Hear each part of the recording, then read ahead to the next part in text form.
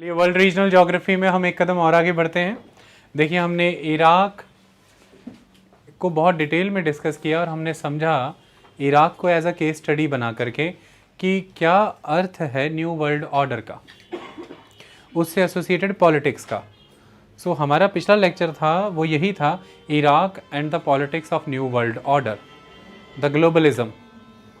हमने उसी के कॉन्टेक्स्ट में टर्की भी पढ़ा। आज हम आगे बढ़ेंगे, हम ईरान को पढ़ेंगे। हमारा ईरान पेंडिंग रह गया था। ओके, पढ़े Kamal Iran. Shall we start?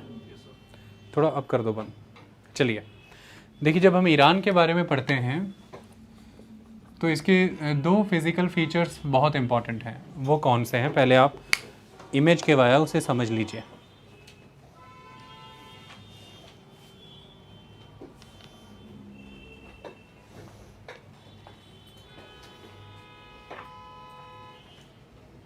ये देखिए, ये जो लाइट क्रीम कलर में है ये सारा ईरान है।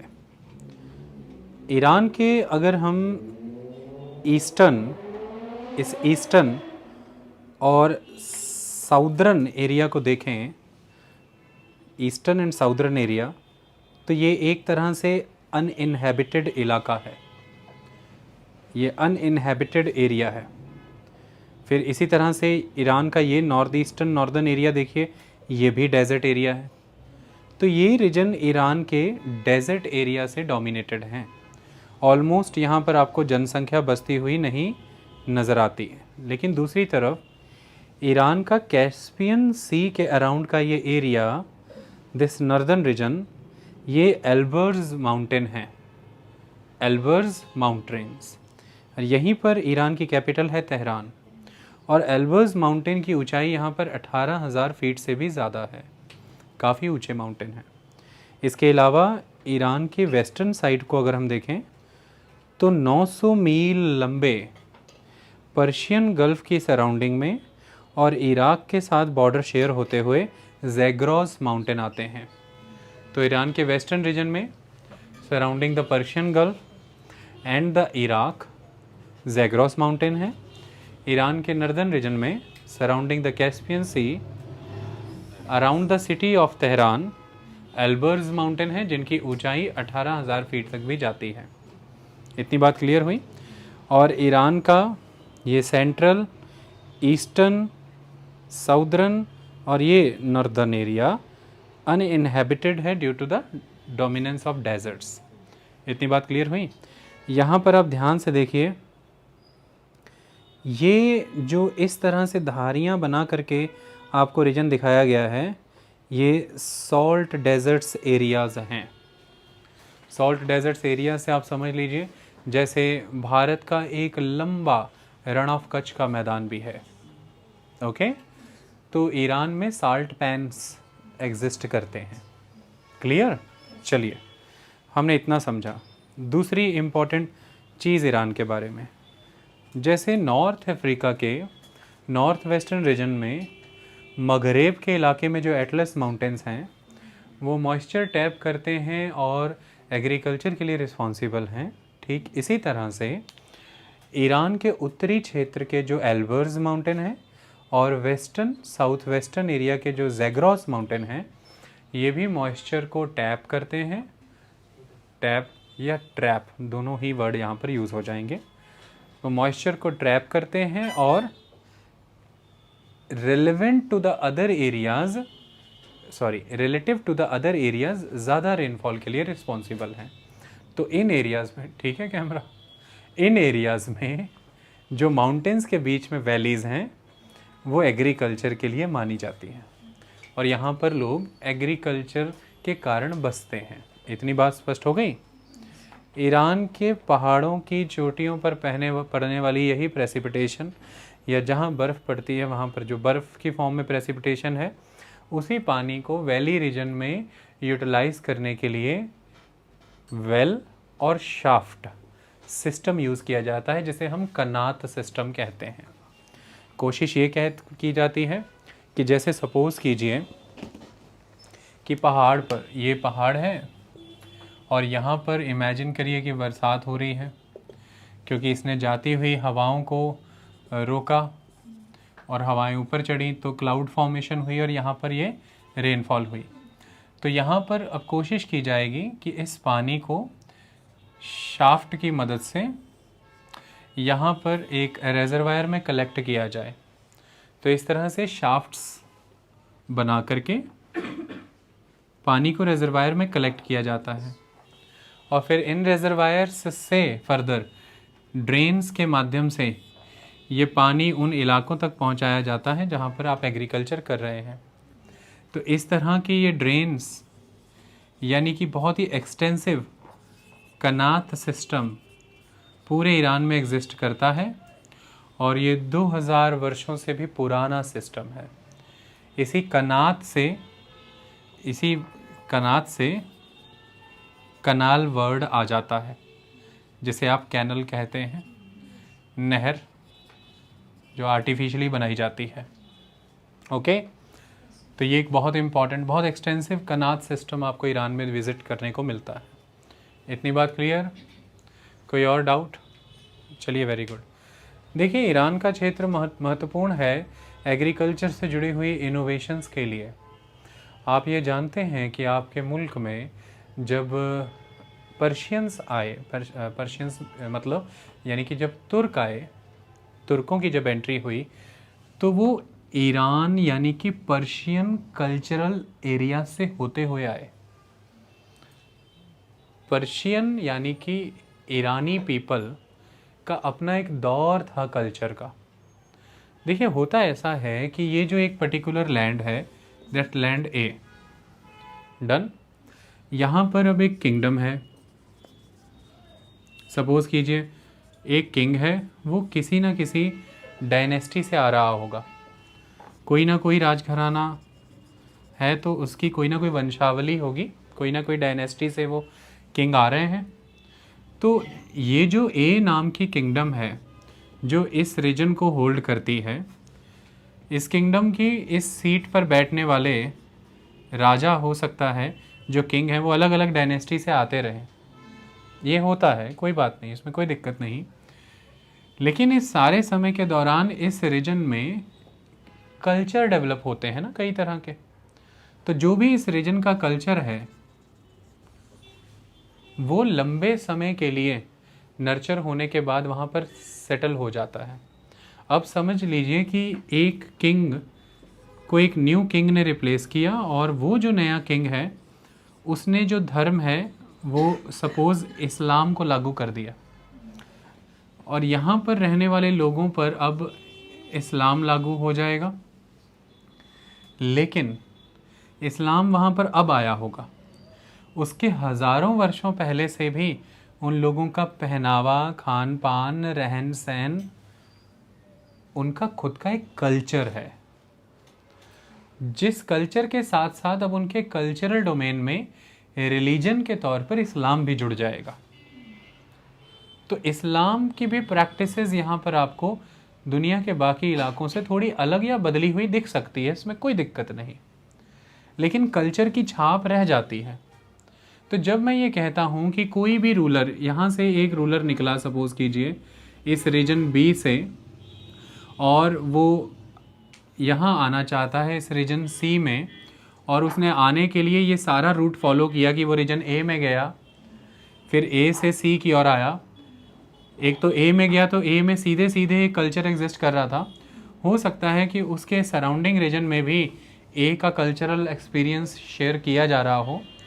तो फिर ये रूलर जब आपके यहाँ आता है, एथनिकली ये रूलर कोई भी हो सकता है, जैसे कि एथनिकली ये रूलर तुर्क हो सकता है, एथनिकली ये रूलर अरब हो सकता है, एथनिकली ये रूलर पर्शियन हो सकता है, मैं नहीं मना करता, ये हो सकता है। लेकिन ये ज़रूरी नहीं कि एथनिकली जो है अपने साथ इस जगह सी में आने के समय ये उसी कल्चर को लेकर के आएगा जो ये एथनिकली है, ऐसा ज़रूरी नहीं है। एथनिकली अगर ये तुर्क है और ये जिस रीजन में रूल कर रहा है उस रीजन में ये अब रूलर बना है, पर वहाँ पर हज़ारों वर्षों से एक कल्चर है जिसे सपोज़ आप पर्शियन कल्चर कह के पुकार रहे हैं, तो ये इस रूलर पर भी उस पर्शियन कल्चर का रंग चढ़ेगा, इस पर भी उसका असर चढ़ेगा। और ऐसे में ये रूलर आपके मुल्क में आ रहा है, यानी कि सी में, तो एथनिकली ही आप इसे एड्रेस करेंगे कि आया तो कोई तुर्क है, लेकिन ये पॉसिबिलिटी है कि उसके साथ एक कल्चर आया हो जो पर्शियन हो। तो बच्चे कई बार डाउट में रहते हैं कि तुर्क आया है तो कल्चर पर्शियन किधर से आ गया। पॉसिबिलिटी है कि वो जिस रीजन को रूल करता है उस रीजन में अब पर्शिया का इलाका भी आ गया हो। पॉसिबिलिटी है कि वो तुर्क है, लेकिन वो जिस रीजन में आके रूल करने लगा है उस रीजन में हमेशा से पर्शियन कल्चर का दबदबा हो। आई बात समझ में? तो इन सब कारणों से हो सकता है कि वो अपने साथ एक कल्चर लेकर के आए, उस कल्चर के गुण लेकर के आए जो कि पर्शियन हो। ये बिल्कुल ऐसा है कि जैसे सपोज कीजिए कि आपका एक दोस्त है, आपका फ्रेंड है, और उसे कोई बहुत ज़्यादा शौक़ नहीं है म्यूज़िक का, और उसे आपके घर कुछ दिन रुक कर एक तीसरे दोस्त के घर जाना है। वो खुद दोस्त है, आप दूसरे और एक तीसरा, आप 3 दोस्त हो। जब वो लंबे समय तक आपके घर रुक रहा है, हो सकता है उसका अच्छा खासा टेस्ट डेवलप हो जाए म्यूज़िक का। अब जब वो आपके घर आया, यानी कि वो तीसरे दोस्त के घर गया, तो फैक्ट तो यही है कि दोस्त ही आया है, लेकिन आप ये अमूमन कह देंगे कि जिसके घर में अब वो रुका था, तो आप अमूमन ये कह देंगे कि तेरे पे उसका रंग बड़ा चढ़ गया यार, वो बड़ा म्यूज़िक लाइक करता था, तू भी वही साथ लेकर के आया अपने, तो कह लो रंग चढ़ गया। वो आपके घर अब अपने साथ जो लेकर के आया है, जो सांस्कृतिक एलिमेंट, वो उस पड़ाव के जिस पड़ाव पे वो रुका।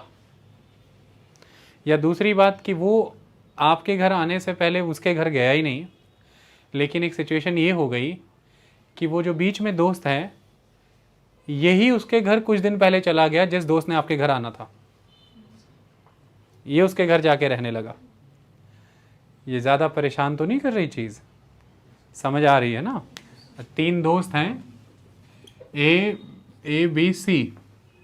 एक पॉसिबिलिटी है कि ए को सी के पास आना है, पर वो रुक गया कुछ दिन बी के पास, और ए का म्यूज़िक का उतना टेस्ट है नहीं, पर बी के साथ रहने के कारण रांझा मियाँ छड्डो यारी चंगी नी इश्क बीमारी पूरा दिल में चढ़ गया, है ना?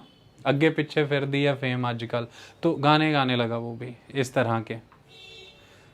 तो जब वो अब आपके घर आया, बी से होके आपके घर आया, तो आप कह रहे हैं यार तू तो ऐसे गाने नहीं गाता था, तो वो कह रहा है यार अच्छे लगने लगे मुझे, बी ने बड़े सुनाए मुझे यार, मेरे पे रंग चढ़ा हुआ है।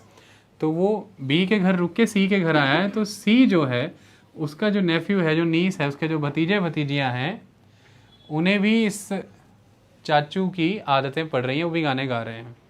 तो ये ए जहाँ से चला वहाँ इसको इतना कोई टेस्ट था नहीं म्यूज़िक का, बी के घर रुका और उस क्वालिटी को लेकर के सी के पास आया, और सी के जो भतीजे भतीजे हैं उसको भी दे दिया, फैला दिया ना इसने कल्चर वहाँ का जहाँ का शायद ये खुद नहीं है। और दूसरी पॉसिबिलिटी क्या है कि ए ने सी के घर आना है, बी को पता लग गया कि तू जा रहा है उसके पास, तो कहा हाँ ऐसा कर कि मेरी मम्मी ने जैसे ये बनाया है, मैं आ रहा हूँ तुझे देने, कुछ दिन मैं तेरे साथ भी रह लूँगा, ये उसको पहुँचा दियो। तो अब बी चल करके ए के पास चला गया, तो भी तो बी ए को आदत डाल ही देगा, और ए ने अच्छे से बी की आदतें ले ली और अब आपके पास आ गया सी के पास। तो ऐसा ही ये होता है, इस तरह से ये भी कंट्रीज़ में कल्चर भी ऐसे स्प्रेड करते हैं कि एक रूलर है, सपोज़ कीजिए बी, उसकी एथनिक बैकग्राउंड कोई भी हो सकती है, और वो जहाँ रह रहा हो वो कंट्री में भी एक कल्चर होगा, लेकिन पॉसिबिलिटीज़ हैं कि एक तो वो अपने शासन को इतने बड़े एरिया तक बढ़ा चुका है जिसके अंदर हो सकता है पर्शियन कल्चर का रीजन भी आ गया हो। दूसरा पॉसिबिलिटी है कि हो सकता है पर्शियन कल्चर फैलते फैलते उसके शासन के इलाके तक चला गया हो, बीट एनीथिंग, लेकिन उस पर पर्शियन रंग चढ़ा है, और फिर वो एथनिकली तुर्क होते हुए आपके मुल्क में आया, मुल्क सी यानी कि इंडिया में आया, तो अपने साथ पर्शियन कल्चर लेकर के आया। तो इसलिए आप ये बहुत बार सुनेंगे कि भाई कोई जो आया है वो हो सकता है कोई तुर्क आया हो सकता है कोई अरब आया हो। शुरुआत में अरब आए, जैसे मोहम्मद बिन कासिम आया, और ये सारी कहानियाँ 7th सेंचुरी के अराउंड की हैं। सिंध का इलाका, गुजरात के सारे वेस्ट के रीजन भारत में, तो अरब आए भारत में। पर मुसलमानों में अगर इस रूप में देखा जाए, योद्धाओं के रूप में, तो पहले फिर अरब ही आए हैं। अब वो जब चले जाते हैं उनके बाद फिर गजनी के, घोरी के आक्रमण होते दिखेंगे आपको। अब लॉजिकली देखा जाए तो वो जिस रीजन से आ रहे हैं वो अफ़गान है, वो अफ़गान के क्षेत्रों से आ रहे हैं। लेकिन फिर जब आप एथनिकली जाएंगे तो आप ये कहेंगे कि तुर्कों के आक्रमण हो रहे हैं। लोकेशन वाइज तो वो अफ़गानिस्तान से आ रहे हैं, लेकिन जब आप एथनिकली जाएंगे तो आप कहेंगे तुर्कों के आक्रमण हो रहे हैं। तो वो आकर के सेटल हो जाएंगे। कुतुबुद्दीन ऐबक, मोहम्मद गोरी का जर्नैल है, वो उसे यहाँ पे रख देगा, दिल्ली सल्तनत स्थापित हो जाएगी, है कि नहीं। लेकिन जिन क्षेत्रों में वो थे, अफ़गान और उसके आसपास के इलाकों में शासन कर रहे थे, वहाँ तक वृहद रूप में सपोज कीजिए कि पर्शियन कल्चर फैला हुआ है। तो उन्होंने बहुत कुछ पर्शियन कल्चर से सीखा होगा और वो चीज़ें आपके मुल्क में लेकर के आए होंगे। तो ऐसे में अगर पर्शियन कल्चर के अंदर एक प्रक्रिया है कि जो कुएं हैं उन कुओं से पानी निकाल करके ड्रेन्स में डालना ताकि खेतों तक जाए, हो सकता है कि पर्शियंस ने ये टेक्निक डेवलप कर ली हो और इसे आप रहट कहते हो, द पर्शियन व्हील, रहट की प्रक्रिया। जैसे पंजाब में आप टिंडे कहते हैं, टिंडा वाला खूह। आप देख सकते हैं ना कि एक पुली लगी होती है और एक शाफ्ट यानी कि बल्ली होती है, वो बैलों के बांधी होती है, बैल घूमते रहते हैं और उधर वो बकेट्स वाला एक पूरा का पूरा व्हील घूमता रहता है, पानी कंटिन्यूटी में निकल करके ड्रेन में डालता रहता है, खेतों की ओर पानी जाता रहता है कि नहीं। और दूसरी प्रक्रिया ये भी है कि हो सकता है कि आप जो कुआं है, कुएं में से सीधे पानी निकालने की बजाय आपने उसमें रॉड लगाया, शाफ्ट लगाया और उसमें एक पुली इंड्यूस की और उस पर रस्सी डाली और अब आप पानी, तो इस तरह से फोर्स लगाना ज़्यादा इजी है एज़ कम्पेयर टू डायरेक्ट इस तरह से। इरिगेशन की फील्ड में एक बड़ी क्रांति भारत में तब आती है जब पर्शियन व्हील इंड्यूस होता है। बस ये याद रखना, पर्शियन व्हील नाम इसलिए दिया जा रहा है क्योंकि एग्रीकल्चर कल्चर का हिस्सा है और फारस संस्कृति इस चीज़ की को ईजाद करने के लिए जिम्मेदार है। The Persian culture is responsible for the invention of this particular wheel. अब वो किसके जंगी बेड़े में चढ़ करके आपके मुल्क तक पहुंची है चीज़, वो एक डिफरेंट मैटर है। वो आई होगी तुर्कों के साथ, तो तुर्क आए, अपने साथ पर्शियन व्हील टेक्नोलॉजी लाए और आपके मुल्क में वो पर्शियन व्हील टेक्नोलॉजी रहट की प्रक्रिया इस्तेमाल में आई और इरिगेशन के नेटवर्क्स एक्सपेंड हुए, एग्रीकल्चर में उछाल आया। That's all. इतना ही समझाना चाहता था मैं। समझ आया है? ऐसी पॉसिबिलिटियाँ होती हैं। चलो, बड़ी अच्छी बात है। मुग़लों पर बहुत प्रभाव था पर्शियन कल्चर का, ठीक है ना, बहुत ज़्यादा प्रभाव था उन पर भी। तो चलो आगे बढ़ते हैं। चले, समझा क्या रहा था मैं, कहाँ था? तो मैं था कनात सिस्टम पे। कनात सिस्टम यानी कि मैं बता रहा था कि हज़ारों वर्षों पुरानी फारस के लोगों की, पर्शियन सिविलाइजेशन की अपनी कुछ एग्रीकल्चर और इरिगेशन को लेकर के इनोवेशंस और इन्वेंशंस हैं जिनसे उनका एग्रीकल्चर फ्लरिशिंग स्टेट में रहा और बड़े एम्पायर भी इस्टेब्लिश हुए। शुरुआत में पर्शियंस भारत आए भी थे और पर्शियन शासक Cyrus the great important ruler है क्योंकि शुरुआती पर्शियन एम्पायर की स्थापना के लिए वो जिम्मेदार है। और 550 BC ऑनवर्ड्स भारत में पर्शियंस आए हैं। वो पर्शियंस लिटरली पर्शियंस थे, वो कोई तुर्क नहीं थे जो पर्शियन कल्चर अपने साथ लाए। वो देवर पर्शियंस जो पर्शियन कल्चर को जन्म दे रहे थे, पिछले गुणों को इंस्टीट्यूशनलाइज कर रहे थे और आगे नए एलिमेंट ऐड कर रहे थे। तो पर्शियंस के साथ ही पर्शियन कल्चर उस समय में भी भारत आया। साइरस, डायरियस, ये सारे शासक थे जो इंडिया तक पहुँचे। अपने समय का पर्शियन एम्पायर उस टाइम में सबसे एक्सटेंसिव एम्पायर था। मैं ये भी आपको दिखाऊंगा मैप पे। इतनी बात समझ आई? तो इस कॉन्टेक्स्ट में, इस इरिगेशन कॉन्टेक्स्ट में मैंने आपको कनात सिस्टम के कॉन्टेक्स्ट में पर्शियन व्हील का कुछ दृश्य दिखाना चाहा और उसमें मैंने कुछ एथनिक और कल्चरल एलिमेंट्स जो एक लाइन में इकट्ठे पुकार लिए जाते हैं उनको कन्फ्यूजन ना हो, तो वो मैंने ABC के केस स्टडी से समझाना चाहा। आई होप कि आपको समझ आ गया होगा। चलिए गुड। जब हम ईरान की बात करते हैं तो कैसी हो, ठीक हो? जब हम ईरान की बात करते हैं तो संस्कृति में वो पुराना है। पुराना कैसे पुराना है समझिए। देखिए, आज जो पर्शियन कंट्री है, हम इसे पर्शिया कह के कब तक पुकारते थे, ये एक सवाल है, ताकि आप अब कंफ्यूज होना बंद हो जाए। हम 1935 तक इसे पर्शिया कहते थे। 1935 तक क्या कहते थे? पर्शिया। उसके बाद पर्शिया कहना बंद हो गए। फिर 1935 के बाद नाम हो गया ईरान सपोज, और पर्शिया को ही आप हिंदी में क्या कह लेंगे? सपोज कीजिए फारस। फारस, और फारस की ही भाषा फारसी कितनी महत्वपूर्ण रही है भारत में। अब आप देखिए जरा, इमेजिन, अब भारत में जो शासक रहे हैं वो मोगुल हैं, मंगोल यानी कि मुगल, लेकिन मुगलों की दरबारी भाषा जो है, जो एडमिनिस्ट्रेटिव लैंग्वेज है, वो पर्शियन है। हो गई कहानी वही क्लियर। फिर origin country Mongol, ethnic stock जो है, एथनिक ब्रांच जो है, वो होगी तुर्क।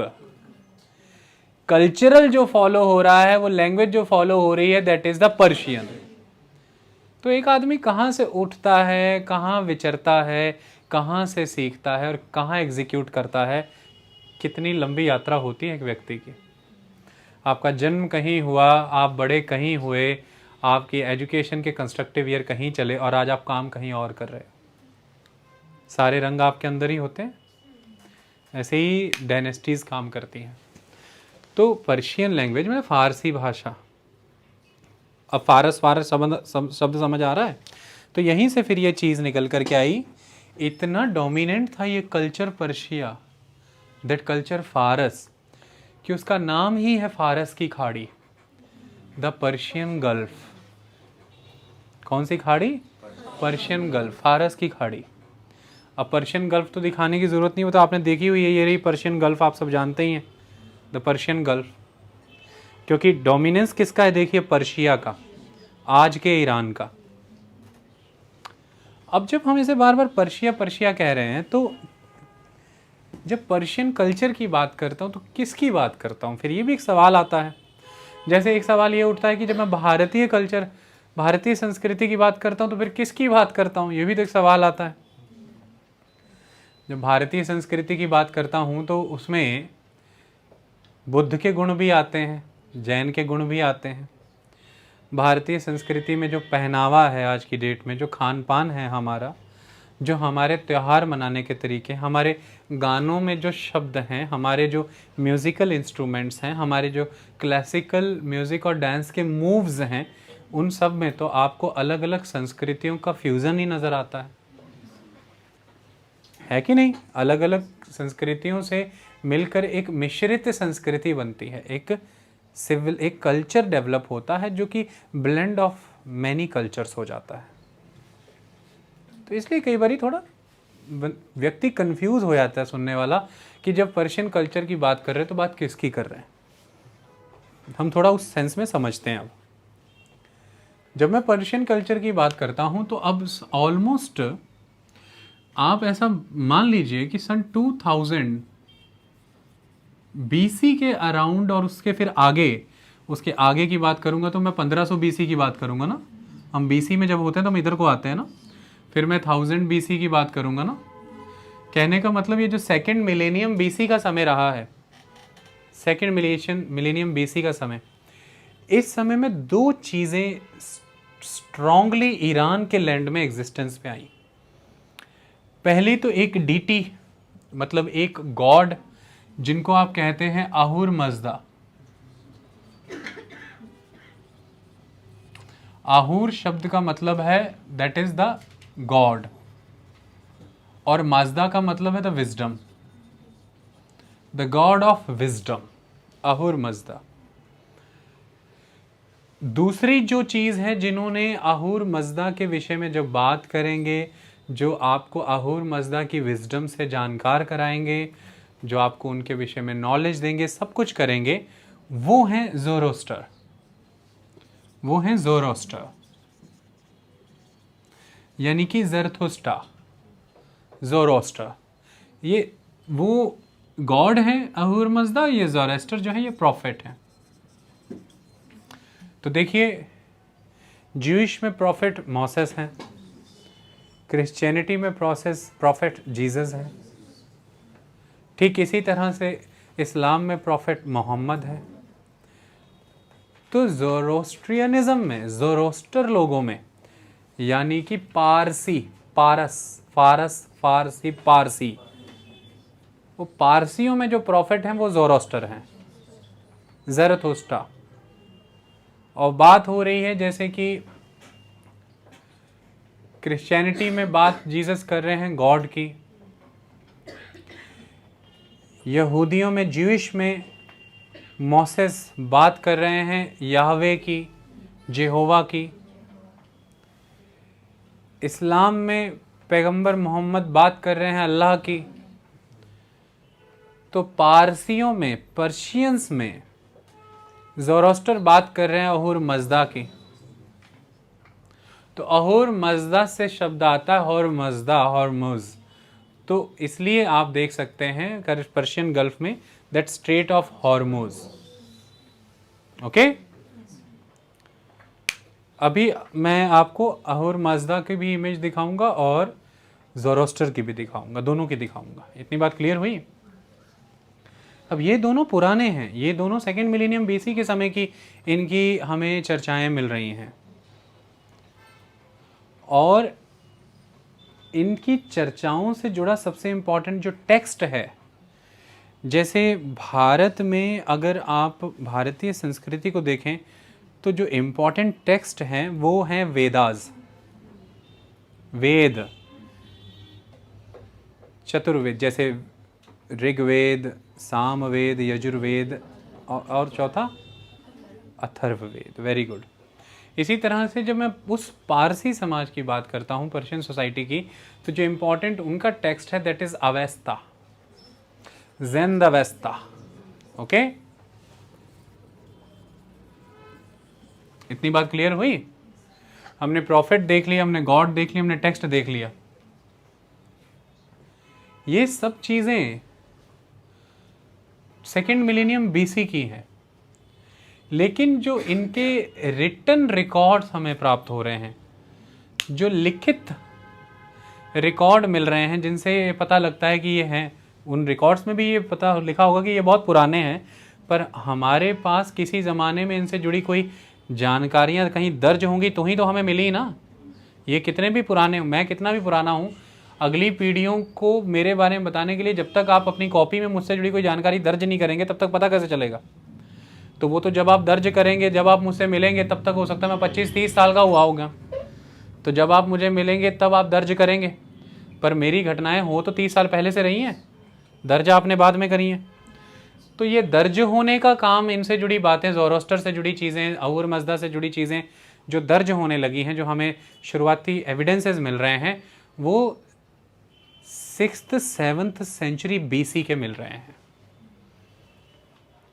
तो 648 बीसी एक टाइम रखा गया है, 648 बीसी एक समय रखा गया है जब हम फर्स्ट पर्शियन एम्पायर को उभरते देखते हैं। मैं बता रहा हूं कि पर्शियन कल्चर की जड़ें और भी पीछे हैं, जैसे कि इंडस सिविलाइजेशन, सिंधु घाटी की सभ्यता की एक डेट है, लेकिन उस सभ्यता को जन्म देने वाली जो संस्कृतियां हैं उनकी जड़ें तो और पुरानी है ना, वो तो और भी पीछे है ना। मेरी बात समझ पा रहे हो? सिविलाइजेशन किसी एक टाइम में आ सकती है, आप उसका टाइम रखिए 2500 बीसी, लेकिन उस सिविलाइजेशन के बेस में जो डिफरेंट कल्चरल स्ट्रीम्स हैं, अलग अलग कल्चर जिन्होंने उस स्ट्रीम को, उस सिविलाइजेशन को जन्म दिया, वो कल्चर हो सकता है 4000-5000 बीसी के भी हों।